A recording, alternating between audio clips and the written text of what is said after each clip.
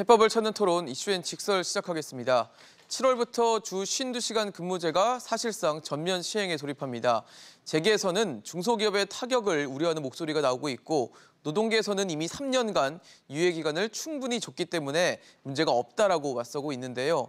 노사의 이해관계가 얽혀있는 주 52시간제 어떻게 풀면 좋을지 전문가들과 이야기 나눠보겠습니다.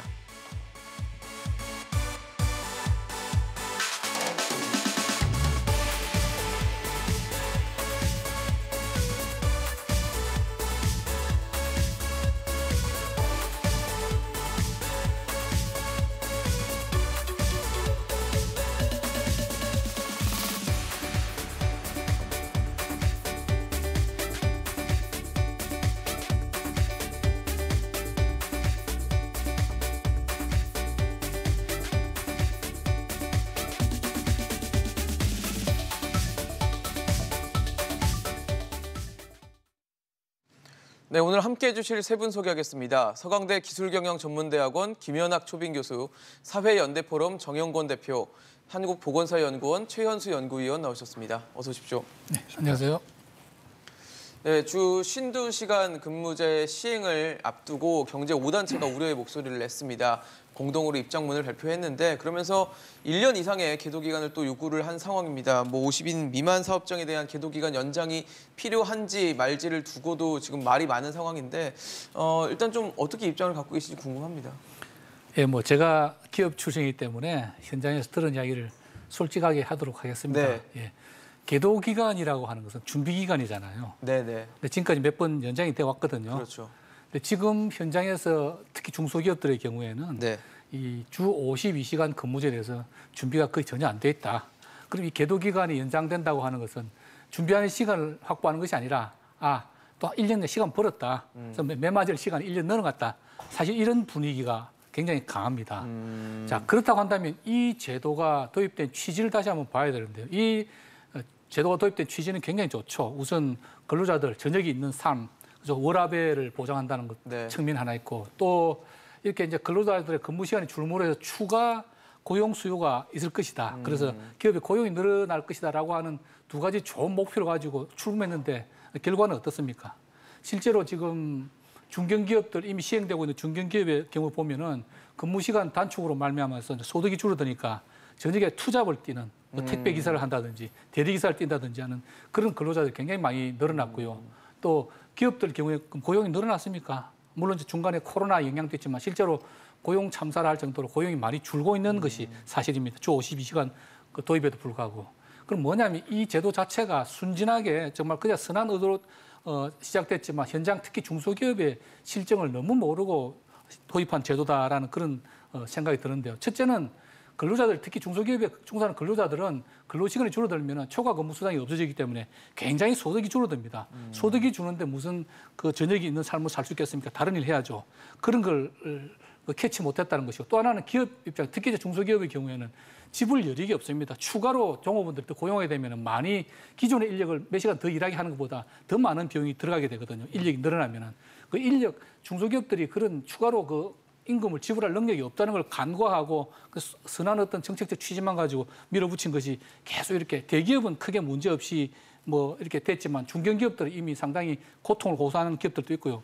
만일에 중소기업에 이걸 강제로 도입하게 되면 상당히 큰 문제가 시장에 생길 것이다. 그런 생각이 들고요. 네. 그래서 아까 서두에 말씀드린 계도기간이라고 준비기간이라는 의미가 있지만 별로 지금 준비는 안 하고 있고 될 대로 되라 이런 어떤 입장들이 많은 것 같고 다만 그럼에도 불구하고 좀 1년의 계도기간이 필요하다고 생각되는 것은 현재 코로나 상황 때문에 너무 어렵습니다. 그래서 그래도 경기가 한 1년 정도 지나면 지금보다 나아지겠죠. 그죠? 그래서 경기가 조금 나아지면 중소기업 활동이 조금 좀 생산활동 이런 것들이 많아질 수 있다는 거 하나 있고 또 하나는 외국인 노동자입니다. 아시다시피 이제 이런 중소기업들은 외국인 노동자들이 굉장히 많은데 지금 코로나 때문에 입국을 못하고 있습니다. 금년 상반기에도 원래 한 47,000명 정도 들어오게 했는데 그 1%에 400명 정도가 들어왔다는 거 아닙니까? 그래서 굉장히 인력난을 겪고 있습니다. 그래서 여기 또 주 52시간 근무제를 강요하게 되면 상당수 중소기업들은 거의 조업을 못하는 그런 상황이 될 것이다. 그래서 단기적으로는 뭐 계도기간 뭐 1년을 연장하는 건 저는 찬성이고요. 다만 중장기적으로 현재대로 내년에 1년 돼 그러면 준비 안 된 상태에서 계속 밀어붙일 것이냐 아니면 근본적인 제도의 어떤 특히 중소기업에 대해서는 한번 제도 개선을 다른 방향으로 한번 모색해 보느냐 하는 그런 뭐랄까 시점이 왔다고 저는 생각을 합니다. 사실 뭐 근로자들, 노동자들 입장에서 노동계에서는 그런 얘기를 하죠. 이미 유예 기간을 충분히 준 상황이고 여기다가 또 유예 기간을 줬을 때 이 제도의 실효성이 없어지고 우리에겐 현실이 점점 더 멀어질 것이다라는 그런 실망감을 표명을 하고 있는 상황이어서 어떻게 보는지 참 이게 참 첨예한 이슈긴 합니다. 참. 예, 그렇습니다. 뭐 노사관계에 있어서 가장 중요한 부분이 사실은 이제 노동 시간이고, 그렇죠. 회사에는 생산성이라든지 수익의 창출의 뭐 가장 중요한 지표인데 노동자 입장에서는 사실은 임금이고 삶이거든요. 그렇죠. 근데 이제 우리나라의 노동자들의 노동 시간이 2019년 기준으로 1967시간입니다. 그래서 OECD 기준으로 멕시코 다음으로 세계에서 가장 많이 일을 한 노동자들입니다. 2016년까지 우리가 2000시간이 넘었다가 이제 조금 줄기 시작하는 이런 구조로 들어왔는데요. 그래서 이 장시간 노동 문제를 해결하는 것이 중요하다. 한편으로는 노동 시간을 줄이면 노동 생산성도 올라가고, 그다음에 뭐 잘 아시겠지만 산업재해도 우리나라가 세계에서 OECD 국가 중에서 1위권인데 이 부분도 해결할 수 있는 부분으로 해서 노동 시간 단축은 불가피하다는 논의들이 있었습니다. 네. 실제로 이제 2017년에 여야가 합의하면서 이 법을 통과시킬 때의 고민은 장시간 노동 해결하자는 거 하나고, 그다음에 또 하나는 이제 사실은 노동 시간 단축을 통한 일자리 창출과 관련된 논의들이 있었습니다. 그래서 실제로 이제 문재인 정부 출범하면서 일자리 81만 개 만들고자 하는 그 지지 속에서 20만 4천 개 정도는 노동 시간 단축을 통해서 일자리를 창출할다 이런 판단들을 했습니다. 실제로 이제 뭐 독일의 사례라든지 뭐 네덜란드나 뭐 서구의 사회적 합의를 한 사례들에 보면은 노동 시간 단축을 통해서 우리 일자리를 좀 만들어서 같이 살자 이런 취지였고, 그런 취지에서 했는데 현실에서는 뭐 지금 52시간으로 이제 되었는데도 불구하고 대기업 뭐 그다음에 중견기업들은 다 들어왔지 않습니까? 지금 이제 뭐 7월 1일부터 50인 미만 사업장으로 들어가는데도 불구하고 노동시간 단축했는데 일자리는 늘어나지 않고 있다. 그래서 뭐 그것이 이제 최저임금 영향을 이야기하시는 분들도 계시는데 대체로 자동화를 하기도 하고 또 하나는 이제 생산성을 높이기도 합니다. 그런데 이제 노동자들의 노동 강도는 훨씬 더 세진 측면이 있고요. 임금은 좀 줄어드는 측면이 있고, 그래서 사실은 누구도 만족스럽지는 못한 것이 현실이긴 하다. 그런데 이제 현재 이제 가장 뭐 어려운 단위입니다. 지금 아마 사업장 개수로 하면 한 80만 개 정도 되고, 실제로 대상 근로자들을 기준으로 하면 한 800만이 넘어가는 근로자들이 이제 여기 노동시간 단축에 해당이 되는데, 이 부분 이 단위가 이제 가장 어려운 단위인데 이 부분을 어떻게 할 것인가의 문제인데, 노동계 입장에서는 이제 작년에 노사정 경산호위에서 탄력 근로제와 관련해서 3개월로 돼 있던 걸 6개월로 열어줬습니다. 그래서 실제로 노동자들 입장에서는 해줄 수 있는 것은 거의 다 해줬기 때문에 시행해야 된다는 입장을 명확히 가지고 있는 것이 현실이고요. 그래서 현재로서는 뭐 진행을 그대로 하는 수밖에 없을 것 같은데, 문제는 말씀하신 이제 코로나 부분과 관련해서 이게 겹쳐서 발생하는 현장의 어려움은 상당히 있을 것 같다는 그런 우려스러운 측면이 뭐 제기되고 있습니다. 사실 뭐 어디 편을 들어야 된다 이런 이슈가 아니고 전체적으로 상생을 할 수 있는, 같이 어우러 살 수 있는 그런 환경을 만들어줘야 될 텐데, 어쨌든 기업은 지금 이제 특히 50인 미만의 작은 기업들 같은 경우는 좀 어려움을 호소를 하고 있고, 그래서 정부가 나름대로 특별 연장 근로를 이제 내년 말까지는 한 주에 8시간을 더 할 수 있게 해놨는데도 불구하고 여전히 어려운 상황이라는 거거든요. 뭘 어떻게 좀 해줘야 될까요? 그러니까 사실 그 노동시장과 관련된 주요 대책들이 그동안에 보면은 항상 이렇게 기업 규모 중심으로 단계적으로 접근을 하거나 아니면 뭐 예외 조항을 두거나 아니면 뭐 유예 기간을 두고 연장하거나 이제 이런 여러 가지 그런 조치들을 취해 오면서 한편으로는 준비 기간을 줬지만 뭐 앞서 말씀하신 것처럼 그냥 시간을 좀 버는 정도, 뭐 제대로 준비가 안 되는. 근데 그 부분이 이제 정부가 좀 적극적인 어떤 지원책이라든지 아니면 그 방법들을 같이 준비하는 게 아니라 그냥 기업에 맡겨놓는 방식으로 시간이 지나가고 있었다라는 거였고요.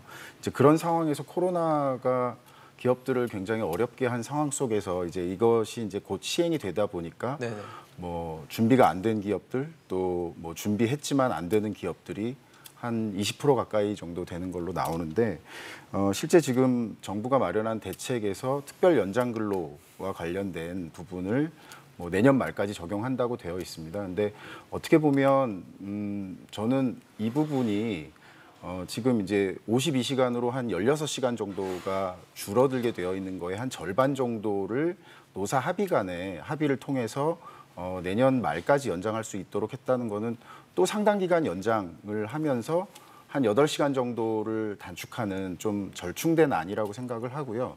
다만 이게 이제 노사 합의를 전제로 시행하도록 되어 있는데 지금 중소기업은 기업의 여건도 어렵지만 사실은 중소기업 노동자들의 교섭력이나 이런 것들도 상대적으로 취약하기 때문에 사실은 이제 기업에 따라갈 수밖에 없는 상황에서 좀 더 정부가 적극적으로 이 부분에 개입을 해서 그 노사가 신뢰를 바탕으로 합의하에 진행할 수 있도록 적극적인 역할을 하는 게 필요하다고 생각하고요. 네. 뭐 이 기간 자체를 1년 6개월 이 적당하냐? 사실은 이제 코로나가 끝나는 정도의 시기에서 기업도 노동자도 수용할 수 있는 시기 정도면 충분하지 않을까라고 생각을 합니다. 사실 이렇게 뭐 계도 기간을 준다는 게 앞서 김현학 교수님 말씀 주셨지만 그냥 단순히 시간만 미루는 타이밍만 시점만 미루는 것으로 끝나면 안 되는 거잖아요. 말 그대로 그 시간 동안 계도라는 기간을 통해서 어떤 준비를 할 수 있는 그런 여건을 실제적으로 줘야 될 것 같고 앞서 말씀하신 특별 연장 근로권도 노사합의라는 조건을 달았지만 이게 또 30인 미만 기업에 적용되다 보니까 뭐 노 측의 어떤 협상력에는 좀 취약한 부분이 있다라는 지적도 분명히 뭐 일리가 있다는 생각이 들거든요. 예, 근데 우선 아까 이제 정 위원장님 말씀하신 우리나라 OECD 두 번째로 긴 근로시간을 갖고 있다. 길다. 뭐 사실은 우리 주 52시간 근로 이야기할 때 뭐 정가의 보도처럼 하는 이야기인데 그럼 과연 정확한 통계냐 하는 것도 한번 짚어봐야 됩니다. 나라마다 사실 통계 집계 방법이 다르거든요. 이건 다 샘플링한 건데 샘플 방법도 다른 것이고 예. 특히 이제 우리나라의 경우에는 굉장히 이 자료 자체가 5인 이상 사업장에 특히 정규직, 상용직 노동자 위주로 되어 있어요. 한국의 경우에는 굉장히 독특하게 정규직 노동자들을 중심으로 노조가 구성되어 있고 정규직은 굉장히 보호가 잘 돼 있고 비정규직은 보호가 굉장히 안 되는 그러다 보면 모든 통계가 정규직 중심이에요. 저도 외국에서 사업을 해봤지만 외국의 경우에는 정규직, 비정규직 규정이 별로 없습니다. 사실 해고가 상당히 자유롭고요. 그래서 그 통계가 정규직, 비정규직을 가리지 않습니다. 그러다 보니까 일용직, 단기 알바 이런 사람들도 통계에 다 잡히는 겁니다. 그러다 보면 이 사람들 당연히 근로시간이 짧겠죠. 그러다 보면 평균적으로 근로시간이 굉장히 줄어든다. 그래서 물론 한국이 뭐 과거 우리나라 이만큼 경제 성장을 이룬 거는 우리 근로자들이 열심히 일을 한 거고 지금 또 상당히 근로시간이 세계적으로 높은 거는 저도 사실일 것이 합니다. 근데 꼭 2위냐 1위냐 그거는 그 통계를 가지고 그대로 맹신해서는 안 된다. 그래서 그 근로라고 하는 것은 근로시간이 길다는 것 자체는 그렇겠지만 사실 또 우리가 과거에 우리가 뭐 전태일 열사도 잘 기억하지만 그럴 정도로 보면 굉장히 열악한 정말 뭐 그런 여건에서 일을 하고 있느냐 뭐 그런 또 아니거든요. 개선이 된 건 맞고요. 그렇죠? 그래서 이제 그 질문하신 내용 말씀드리면 저는 그래서 뭐 우선 코로나 상황을 벗어나기 위해서 1년 정도 계도 기간을 두는 것은 맞다고 보고요. 지금 특별 연장 근로에 관해서는 우선 뭐 근본적인 제도를 다시 한번 봐야 되는데 그렇다고 저는 차선책으로 우선 이거를 꼭 30인 미만으로만 할 거냐. 30인, 40인, 50인 뭐가 다르겠습니까? 다 중소기업인데. 그래서 이 대상을 중소기업 50인 이하 중소기업 전체로 하고 그리고 그것도 특별 연장 근무도 꼭 내년 말까지 못 박을 것이냐. 이건 일단 기한을 정하지 말고 아니면 하더라도 일몰로 해서 3년 정도 해가지고 보고 근로 여건이 개선되면 그때 뭐 일몰 시키든지 하면 되는 거거든요. 내년 이것도 코로나를 염두에 둔 것 같은데 저는 일주일에 8시간이면 사실 말씀하신 대로 60시간이 되거든요. 그러면 68시간에서 52시간으로 30% 이상 확 줄이는 것보다는 이 정도면은 한 10% 남짓 주는 거니까 그래도 중소기업들 상대적으로 감내할 수 있지 않겠나 하는 생각이 들고요. 그리고 뭐 근로자들을 보호하기 위해서 이 뭐 노사 합의로 한 거 그건 저는 찬성이고요. 아니면 노사 대표라든지 그래서 제 생각에는 이 타협안으로 한 50인 이하의 중소기업 전체 적용을 하고 그리고 이 마감된 주당 8시간이니까 60시간 되지 않습니까? 포함하면은 마감 기한은 1년 반 이런 게보다는 조금 여유 있게 한 3년 정도 일몰 법안을 한다든지 아니면 마감 시간 두지 말고 2, 3년 정도 시행해 보고 뭐 문제가 많으면 그때 개정한다든지 이렇게 하면 조금은 중소기업에게는 뭐 도움이 되지 않겠나 생각이 됩니다. 사실 지금 원래 이렇게 근로시간, 노동시간을 줄이는 주 52시간으로 줄이는 거를 계획을 하고 계도 기간도 주면서 차차 단계적으로 좀 진행을 해왔는데 중간에 좀 예상치 못한 변수가 코로나19라는 변수가 터졌습니다. 그러면서 사실 기업들도 어려운 상황을 겪고 있고 그 노동자들도 마찬가지로 굉장히 힘든 시간을 겪고 있어서 이런 변수에 대해서는 예상치 못했기 때문에 지금 이 부분은 좀 반영을 해야 되는 게 아니냐는 얘기도 있거든요. 예, 그래서 이제 저도 이제 사실은 코로나 상황과 관련해서는 앞서도 말씀드렸지만 일정 부분 노동시간 단축 문제하고 코로나로서 급속하게 어려운 이 두 가지가 겹쳐서 발생하는 부분과 관련해서 뭐 중소기업들하고 중소기업에 있는 노동자들의 입장에서 보면은 큰 고민이 좀 필요한 부분이 있지 않겠나 이 판단은 가지고 있습니다. 그런데 이제 한국의 장시간 노동과 관련해서 저는 이견을 제시해서는 안 된다고 생각합니다. 사실은 살인적인 장시간 노동이었고요. 그다음에 우리는 또 한편으로 사실은 통계 노출되지 않는 비정규직이라든지 또 상당한 우리 자영업이라든지 도급이라든지 이런 구조 속에서 비정형된 노동자들의 노동시간은 훨씬 더 길어왔지 않습니까? 사실은. 또 한편으로 이제 사무직과 네이버도 나중에 이야기를 좀 하겠지만 사무직과 관련해서도 우리 주변에 둘러보면 사실은 뭐 노동시간 엄청난 사무직들이 많습니다. 아마 방송국에도 상당히 많이 있을 거로 저는 판단하고 있는데 이런 부분들 다 잡히지 않고 있거든요. 과거의 사무직들은 아예 아침에 8시 출근해가지고 퇴근 시간이 거의 잡혀져 있지 않았습니다. 그 정도로 했을 정도인데 이제 최근에 들어와가지고는 그나마 이제 50-20일만이 들었으니까는 그나마 이제 뭐 노동시간이 좀 지켜지는 이런 구조이기 때문에 한국의 장시간 근로와 관련해서는 한국의 사용자들이 한마디도 입을 떼서는 곤란하다 저는 생각합니다. 사실 한국이 이렇게 성장하는 과정에서 당시에 뭐 우리가 자본이 있었으면 뭐가 있었습니까? 진짜 우수한 양질의 노동력 그리고 장시간 노동 이것으로 해서 한국의 성장을 이렇게 견인해가지고 왔는데 이제 와가지고 뭐 노동시간 관련된 통계를 갖다가 제가 뭐 들이대는 건 도저히 동의가 되기 어려운 부분이 있는 것이고요. 한편으로 이제 말씀드린 대로 이제 이 영세 사업장에서 어떻게 할 것인가 그랬는데 노사가 합의할 수 있냐 이렇게 보는데 30인 미만 사업장에 근로하는 노동자가 1,200만 명 정도 됩니다. 그러니까 우리가 전체 취업자가 2,700만 명 중에서 자영업 하시는 분들 650만 명 제외하면 2,000만 명 정도 중에서 거의 뭐 60% 정도의 노동자들이 30인 미만 사업장에 있고 그중에 노동조합 조직률이 몇 프로냐면 0.1%입니다. 30인 미만 사업장의 노동조합을 만들기 굉장히 어려운 노동조합 만들 수도 없고 노사협의회도 사실은 작동이 안 되는 이런 구조 속에 돼 있기 때문에 그냥 뭐 회사의 취업 규칙에 의해서 의존해서 가는 이런 구조이기 때문에 그들의 대표성을 가진 뭐 노사 교섭을 통해서 한다는 것은 어렵다고 보여지고 뭐 그 열악한 현실이 노든 사든 마찬가지이기 때문에 이해는 하지만 이 부분을 이제 재정의 역할을 할 것인지 프랑스나 뭐 독일처럼 그러면 52시간 하되 어려운 부분은 어떻게 할 것인가 관련된 재정이 좀 역할을 하는 것이 필요했고요. 또 한편으로 보면 이제 3년의 유예 기간 줬다는데 저는 좀 짧다는 것과 관련해서는 동의합니다. 왜냐하면 우리가 주 5일제를 도입할 때 그때 뭐 사측에서는 이 주 5일제 들어가면 우리나라 규모에서 나라 망한다 이런 이야기 했지만 2000년도에 노사정 합의하고 최종 시행될 때까지 2011년에 이제 5인 이상 사업장이 시작이 11년이 걸렸거든요. 근데 이번에 이제 52시간은 뭐 3단계로 잘라가지고 300인 이상 그리고 50인 이상 그리고 이제 7월부터 이제 50인 이하로 이렇게 하고 이거는 좀 제가 짧았다고 보는데 그 당시에 너무 노동시간 단축이 유럽 방식으로 일자리 창출될 거다는 이런데 혹해가지고 현실과 관련해서는 좀 감안하지 않고 좀 더 섬세하게 잘라서 들어가시면 훨씬 더 낫지 않나 이런 판단인데 그건 잘못했다고 판단이 저는 뭐 충분히 되어집니다. 사실 이렇게 뭐 근로 시스템을 바꾸는다는 게 굉장히 단기간에 하기는 되게 어렵고 그 변화를 또 적응할 수 있는 시간을 뭐 노동자에게도 또 기업에게도 줘야 된다는 생각이 드는데 좀 치명적으로 안 좋다고 생각되는 부분은 아마 기업이 흔들려서 기업이 없어지면 결국 일자리가 또 없어져서 그건 또 노동자에게 또 다른 또 안 좋은 영향을 주기 때문에 이걸 참 균형을 참 잘 잡아야 되는 부분이라는 생각이 들거든요. 사실은 그 앵커께서 말씀하신 그런 논리로 지금까지 계속 늦춰오고 해왔던 그 노동 대책들이 굉장히 많고요.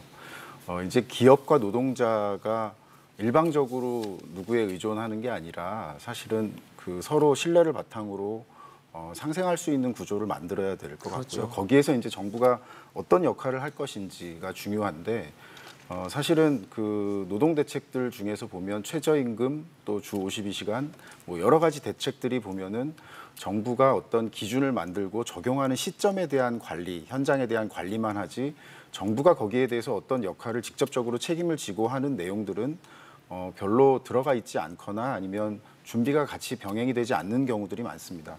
그래서 이번에 같은 경우에도 사실은 그 50인 미만 기업에 대한 적용이 늦춰지면 늦춰질수록 상대적으로 더 열악한 근로 환경뿐만 아니라 삶의 질을 누리고 있는 근로자들이 어떻게 보면 상대적인 격차라든지 아니면 박탈감을 더 느낄 수밖에 없는 그런 상황으로 몰고 가는 거기 때문에 이제 기업도 생각하고 또 아까 그 특별 연장 근로라든지 이런 그 보완책을 마련했지만 네. 실제 노사 합의를 기반으로 하는 부분에서의 실효성이나 이런 걸 감안한다면 정부가 좀 적극적으로 개입을 해서 아니면 뭐 지방노동위원회나 이런 쪽에서 좀 방안을 좀 같이 만들어가지고 지역 단위로 어떤 그 적용 대상 기업들에 대한 노사 합의가 좀 집단적으로 이루어질 수 있도록 조정을 한다든가 아니면 또 중요한 것은 그 이제 아까 신규 일자리도 말씀하셨지만 대체 인력과 관련된 툴을 좀 지역에서 운영을 해서 네. 이 근로시간 단축에 따라서 인력 수급에 어려움을 겪거나 비용 부담이 발생하는 부분을 정부가 일정 기간 동안 좀 합리적으로 운영할 수 있도록 지원하는 방법 같은 것들을 만드는 게 필요하다고 생각합니다. 사실 저희가 이렇게 주 52시간제를 뭐 위반한다, 지킨다 얘기를 할 때 대기업들은 참 잘 지키고 있을 거라는 막연한 생각과 기대감을 갖고 있긴 한데 최근에 뭐 카카오나 네이버에서 나타난 상황들을 보면 아 그렇지도 않은가 보다라는 생각이 좀 드는 상황이 연출되고 있거든요. 뭐 주 52시간제 위반 정황이 드러난다거나 직장 내 괴롭힘 정황들도 나타나고 있다 보니까 문제가 되는데 네이버가 일자리 으뜸 기업이라고 해서 이 고용노동부에서 하는 그 정기 근로 감독을 6년 정도는 받지 않았다라고 하더라고요. 그러다 보니까 이게 뭐 정부가 뭐 방치를 했다고 봐야 될지 아니면 네이버가 잘 하다가 안 된 건지 뭐 어떻게 봐야 될지 좀 궁금한데요. 어떻게 보고 계십니까? 그러니까요. 아까 정 위원장도 잠깐 언급하셨는데 오히려 생산직 근로자는 이런 주 뭐 52시간이라는 이런 근로시간 규정에 대해서 감독하기가 쉽습니다. 생산 라인이 돌아가는지 안 돌아가는지 딱 지켜보면 되는데 사무직 화이트 칼라들의 경우에는 굉장히 그걸 감시하기가 어렵습니다. 그렇죠. 뭐 그래서 요즘 노조에서는 메신저로도 오기도 하고요. 뭐 공공기업이 아니라 뭐 국영기업이 이런 데는 정부 기준을 잘 따르니까 노조가 6시 되면 딱 그냥 컴퓨터를 꺼버린다고 그러더라고요. 아, 오프된다고 그러더라고요. 근데 뭐 경쟁이 치열한 민간 기업들에서 그런 것을 감지하기도 쉽지가 않고 그러면 사실은 그 기업의 도덕성이라는 자율 혹은 노조가 좀 액티브하게 활동을 해야 되는 건데 그래서 지금 사실 이제 IT 업계 저도 IT 업계에 종사를 해봤지만 이 개발 인력이나 이런 개발 한번 들어가고 그러면 뭐 밤새고 그렇죠. 그러다가 뭐 하다가 중간에 또 리듬이 끊겨버리면 오히려 효율이 떨어지니까 이런 건 오히려 이제 나중에 이야기하겠지만 탄력 근로제로 해가지고 근데 절대 왜 사람이 너무 무리하면 안 되니까 절대 어떤 기간 내에 일할 수 있는 시간은 제한을 두는 건 맞고 그런데 보면 네이버의 사례 같은 경우는 이분이 엄청나게 뭐 2달치 일을 하루 만에 뭐 이렇게 하라고 네, 업무 지시 자체가 되게 좀 지나쳤다. 그거는 뭐 굉장히 잘못된 거. 이거는 네이버라고 하는 기업 자체의 도덕성에도 심각한 문제가 있는 거고 네네. 경영자 이런 일이 생기도록 하는 경영자의 경영 방침에도 문제가 있는 거예요.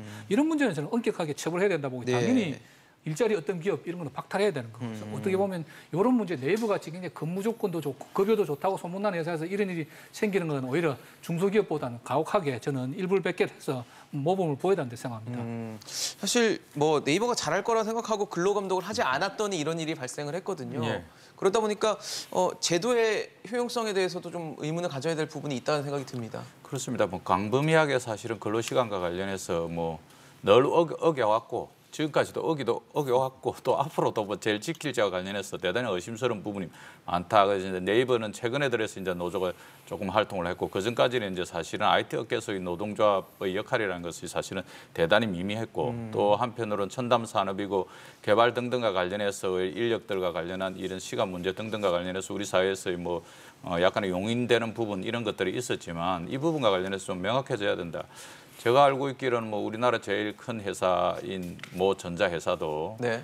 아침에 8시까지 출근하고 그 이제 뭐 아까 말한 대로 생산 현장은 뭐 시급으로 관리가 되기 때문에 괜찮은데 사무직들이나 연구직들 수원에서 서울로 마지막 버스가 11시에 있습니다. 밤 11시에. 그 근로시간 관련해서 아마 노동부에서 감독하면은 뭐 여지없이 많은 부분들이 걸려들 수밖에 없는데 뭐 국내 최고의 기업도 그런 수준인데 IT 업계라든지 특히 이제 뭐 판교에 있는 실리콘밸리 우리나라의 실리콘밸리라는 판교 이런 데에도 노동시간 관련해서는 뭐 대다수가 안 지켜지는 것이 그것이 뭐 회사 내에서도 그냥 간행처럼 뭐 팀끼리는 그렇게 해서 우리가 목표를 맞춰야 되는 이런 문제들이 있어가 발생하는데 이 부분들도 좀 줄일 필요가 있다.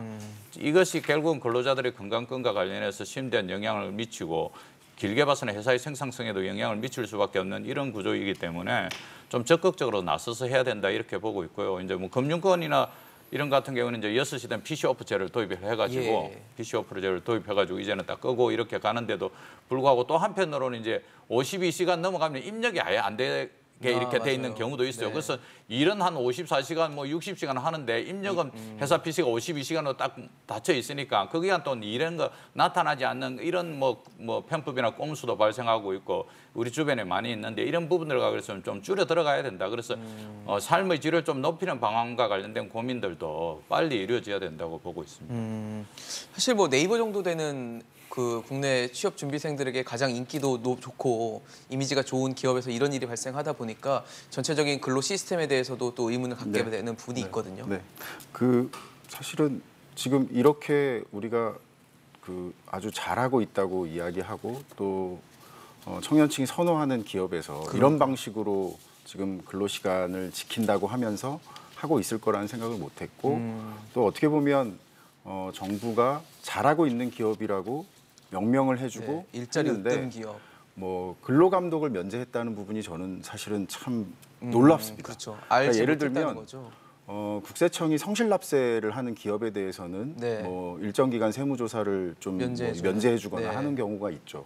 근데 이제 그 세무조사라는 건 사실은 기업 운영에서의 투명성이나 성실한 과세에 대한 부분이고요. 그렇죠. 그게 잘못됐다고 하면은 사실 추징을 통해서 회복할 수가 있습니다. 근데 이 근로감독과 관련된 부분은 우리가 중대재해기업처벌법도 마찬가지지만 사실은 그 노동자의 생명이나 안전 그리고 노동자의 삶의 질을 결정하는 아주 중요한 내용인데 네. 이게 으뜸 기업, 즉 일자리를 많이 만들어내고 했다는 이유로 이 근로감독 자체를 이렇게 6년 동안 면제했다는 거는 사실은 정부가 일자리만 많이 만들면 노동자의 그 일자리의 질이라든지 종사자에 대한 처우라든지 네. 뭐 이런 것들은 중요하지 않다라는 것처럼 마치 그냥 방기하고 있었던 그런 상황이라고 보이고요. 이렇기 때문에 어떻게 보면 더 열악한 50인 미만 사업장에 대한 적용은 뭐 일정 기간 뭐 보완책을 마련한다거나 하는 것들이 필요하긴 하지만 늦춰서는 안 된다라는 생각이 듭니다. 왜냐하면 근로의 여건이나 이런 것들이 더 안 좋다고 알려진 기업에서 사실은 주 52시간제를 빨리 시행한다 하더라도 이게 과연 어떻게 실천이 될지에 대한 부분은 여전히 의문이 남을 수밖에 없어서 우선은 현장에서 적응할 수 있도록 하면서 이런 근로와 관련된 여러 가지 시스템들이 정착될 수 있도록 추진하는 게 필요하다고 생각합니다. 네, 사실 지난해 코로나19가 확산이 되고 뭐 팬데믹 상황까지 가면서 많은 분들이 이용하셨던 게 아마 온라인 뭐 쇼핑 이런 것들일 거예요. 그러면서 자연스럽게 택배 배송도 횟수가 늘어났고 거기에서 이제 택배 근로하시는 택배 노동자들이 좀 어려운 상황에 처하는 뭐 다치거나 과로에 시달리거나 혹은 심한 경우에는 뭐 사망까지 이르는 그런 안타까운 일들이 벌어지다 보니까 이 택배 노동자를 비롯한 좀 사각지대라고 할 수 있는 부분을 좀 메울 수 있는 어떤 그런 정책적인 보완이 좀 필요하겠다라는 생각이 들었거든요.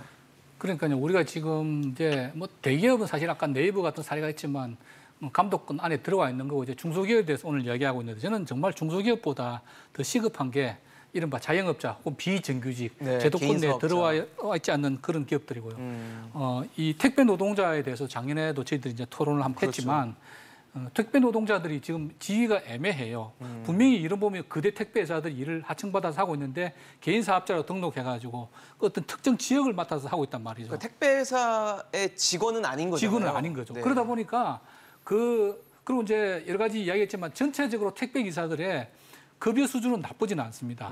근데 그만큼 장시간 중노동을 해서 일을 그런 많이 거죠. 해야 되는 왜냐하면 거죠. 이 일량이 그래서 어떤 특정 지역을 제가 독점하고 있다 보니까 매일 그쪽에 택배가 올 것 아닙니까? 그러니까 그렇죠. 휴일이 없죠.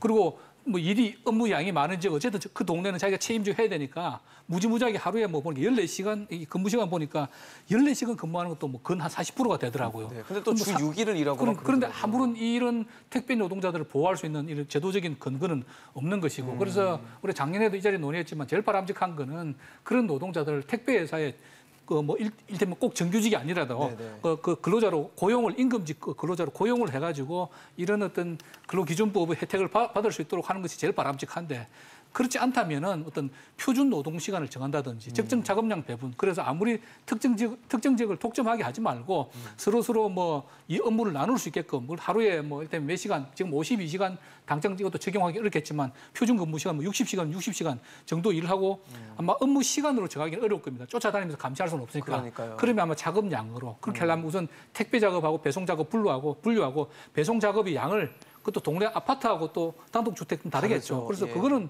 표준 어떤 기준을 정해가지고 그것을 일단 뭐 그건 지금 과도기를 둬야 되겠죠. 처음에 어느 정도는 그거를 이제 뭐랄까 계도 기간을 두고 나중에는 정부가 뭐 샘플링 정해서 직접 감독한다든지 그런 식으로 해서 정말 저는 시급하게 봐야 될 게 이런 개인 사업자들 부분 특히 저거 우리가 지금 간과하고 있는 것들 일테면 편의점주 같은 이런 부분도 보면 이제 최저임금이 급격히 상승하다 보니까 알바생 내보내고 부부가 직접 없애고. 뭐 밤낮 없이 24시간 일하고 이런 부분들에 대해서 정말 그 자영업자들의 과도한 어떤 노동 혹사 이런 것들을 좀 뭔가 정부가 제도의 틀 안에 조금씩이라도 끌어들여서 보호해 줄 수 있는 그런 게 더 시급하지 않나 생각이 듭니다. 그러니까요. 저희가 지금 주 52시간, 이 50이라는 숫자를 갖고 얘기를 하고 있는데 이분들이 한 주에 뭐 80시간, 90시간을 일한다는 것 자체가 너무 아이러니하다라는 생각도 좀 들고 근데 현실적으로는 이분들은 많이 일해야 돈을 많이 벌 수 있다 보니까 그냥 어쩔 수 없이 일하는 느낌도 있거든요. 그렇습니다.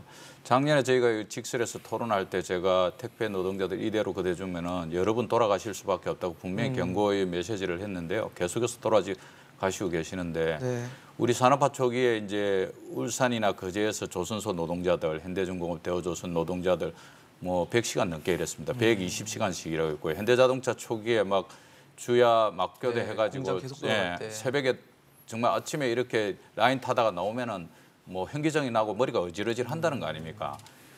그 조선소 노동자들이 죽어가듯이 우리 택배 노동자들도 주 100시간이 넘게 일하고 있는 거거든요. 또 한편으로는 이분들은 아파도 쉴 수가 없지 않습니까? 앞서 말한 대로 독점적이라기보다는 이제 구역이 담당이 정해져 있다 보니까 내 구역의 담당을 내가 아니면 누가 할 수 없는 이런 구조로 넣어 있는 거죠. 그래서 노동 시간을 줄이고 아프면은 쉴 수 있도록 하고 그다음에 최소한도 일주일에 뭐 휴게 시간을 반드시 보장하는 이런 구조와 관련해서 정리가 되지 않으면은 돌아가실 수밖에 없는 것입니다. 그런데 사회가 그걸 갖다가 방치한다는 게 이게 2021년에 가능한가? 1980년도도 아니고 작년에 CJ 대한통운이 재작년에 이익이 500억 났는데 작년에 1,400억이 났습니다. 물류회사들이 대박을 한마디로 말해서 터뜨리고 있습니다. 쿠팡 같은 경우에는 뉴욕 증시에 상장을 해가지고 55조의 자본 이득을 갖다가 가져오고 있는 이런 구조 속인데 이 사람들은 노동자도 아니고 그냥 도급제로 해가지고 이렇게 노출된다는 게 말이 됩니까? 저는 그래서 사실은 세상이 많이 바뀌고 플랫폼 노동이 늘어나고 있기 때문에 노동법, 근로기준법과 관련된 전면적 재개정이 필요하다고 판단되고 있고 자꾸 이게 이제 문재인 정부도 관료화에 들어가 있는데요. 그냥 뭐 간접법으로 해결하자, 특별법으로 해결하자 이러면서 겨우 뭐 대책이 전국민 고용보험입니까? 죽고 나서 뭐 보험이 뭐 필요합니까 당장? 지금 죽지 않을 수 있도록 일해야 되고 그거에서 이익을 엄청나게 남기는 사측이 있으면 이 부분과 관련해서는 근로자성을 갖다 인정하면서 최소한 교대로 일할 수 있도록 하고 아프면 쉴 수 있도록 이 정도가 국가가 못 해줍니까? 그걸 왜 통제하지 못합니까? 근로감독은 왜 존재하는 것입니까? 이 부분들은 또 일주일이나 한 달 있으면 또 돌아가실 거예요. 다 알고 있는 일을 왜 해결하지 못하는 것과 관련해서 적극적으로 나서지 못하는 저는 이유를 이해할 수가 없습니다. 네. 근데 앞서 말씀을 드렸지만 이제 근로시간, 그러니까 노동시간이 줄면 수당이 주는 분들이 계시고 이런 분들은 이제 생계를 위해서라도 앞서 뭐 저녁 있는 삶을 위해서 이제 일찍 일을 끝나면 투잡을 떼어서라도 지금 일을 해야 되는 상황에 처해 계신 분들이 많다 보니까 이런 분들한테는 사실 근로시간 단축이 그렇게 큰 의미가 있을까라는 생각이 들거든요. 사실 이제 그동안의 노동 비용을 좀 줄이기 위해서 어떻게 보면 기본급보다는 수당 중심으로 기본은 작고 임금 체계가 고착화돼 있기 때문에 그런데요. 또 거기에서 오랫동안 일하셨던 노동자분들은 사실은 절대적인 임금 자체가 일부 감소하는 부분이 발생될 수밖에 없을 거고요.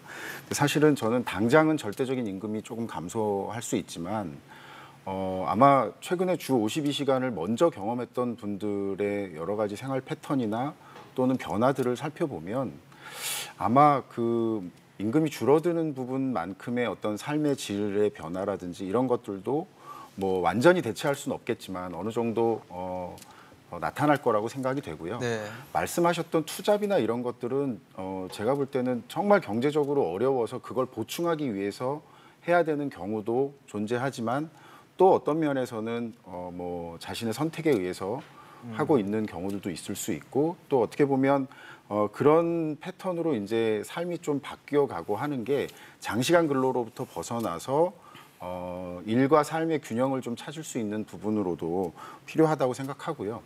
이 부분에 대해서는 사실은 다만 그 기업에서 의존했던 임금을 보전하기 위한 그런 다른 어떤 대책은 없는지에 대한 것들도 좀 고민할 필요가 있다라고 생각이 됩니다.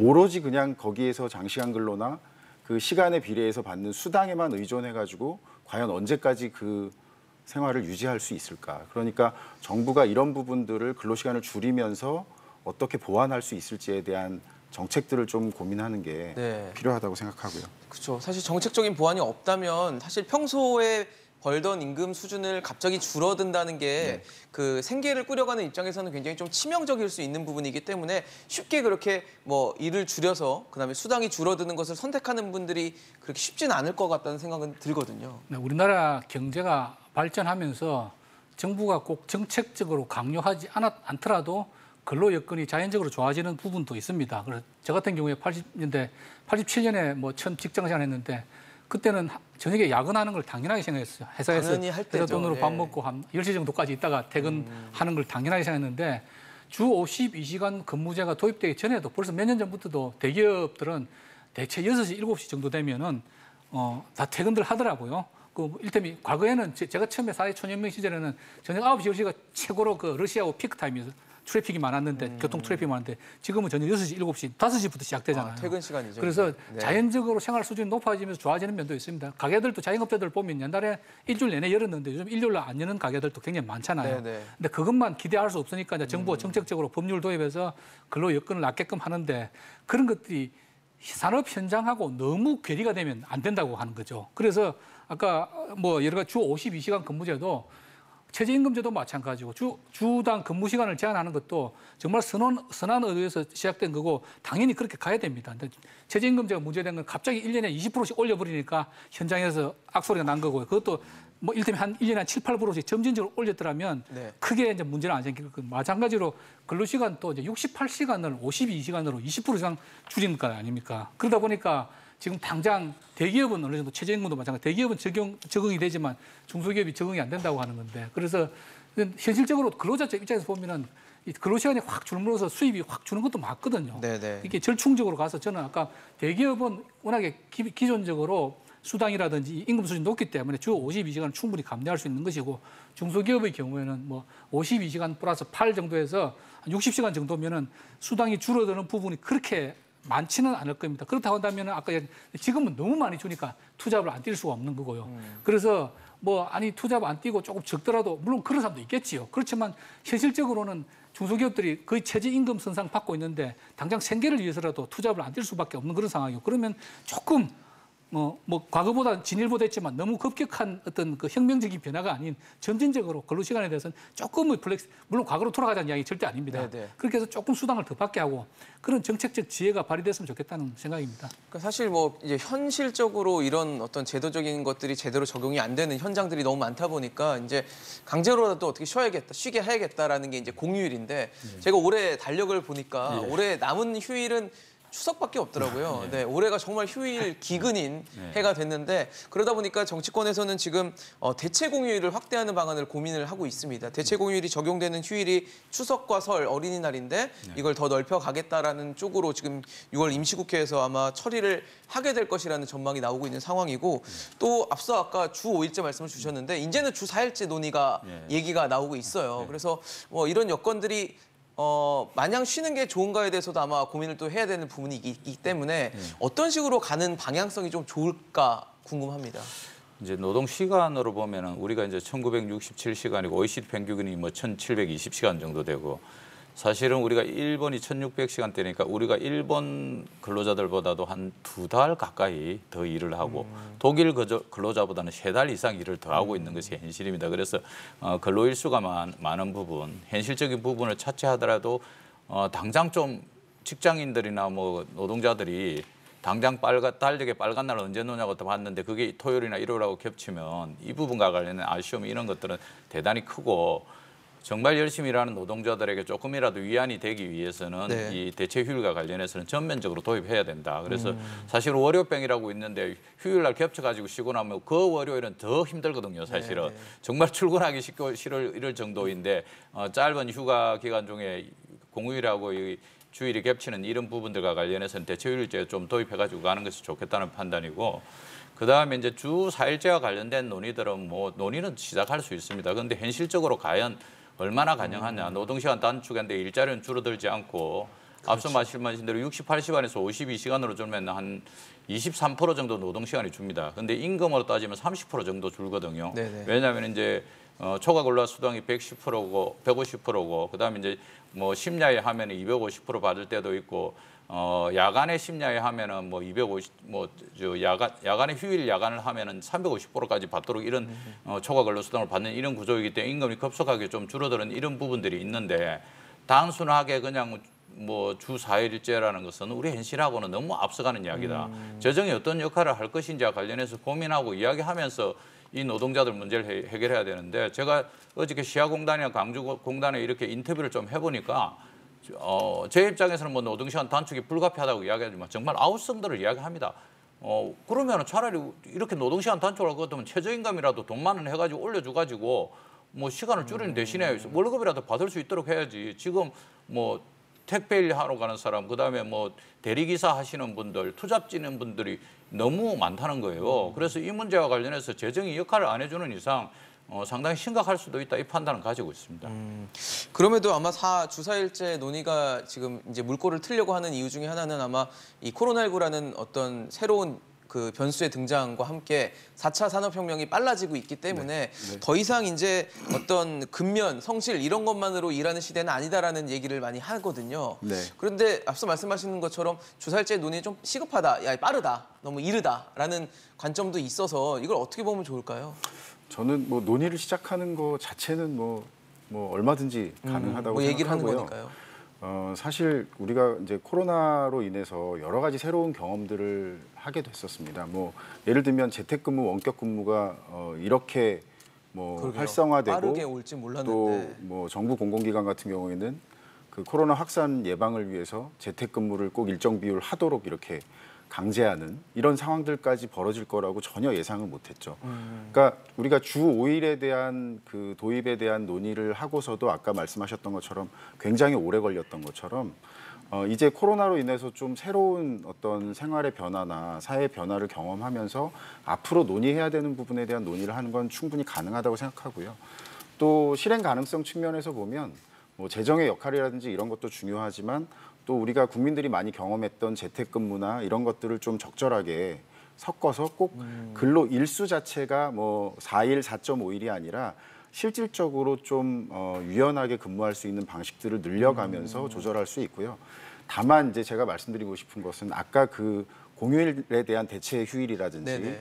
이 주 4일제라든지 또 다른 노동 대책과 마찬가지로 또 처음에 시행할 때 뭐 대기업 위주 정부나 공공기관 위주 이런 식으로 적용하다 보면 정말 어렵게 일하고 있는 분들은 또 상대적으로 소외되는. 박탈감을 느낄 수밖에 없고 노동시장의 이중구조나 격차는 점점 더 확대될 수밖에 없기 때문에 이 부분만큼은 민간과 함께 할 수 있는 여건이 될 수 있는 어떤 대책을 마련하지 않으면 섣불리 시행하기는 좀 어렵지 않을까라는 생각을 하고 있습니다.